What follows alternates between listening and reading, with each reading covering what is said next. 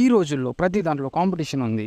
మరి అంత పెద్ద వైడ్ మార్కెట్ ఉన్న యూట్యూబ్కి ఎందుకు అంత కాంపిటీటర్స్ లేరు?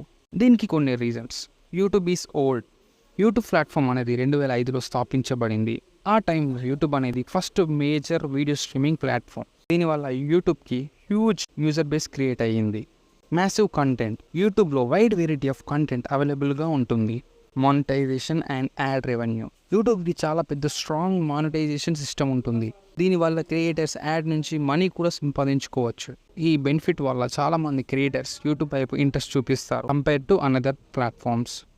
Integration with Google. YouTube platform గూగుల్కి సంబంధించిన ప్లాట్ఫామ్.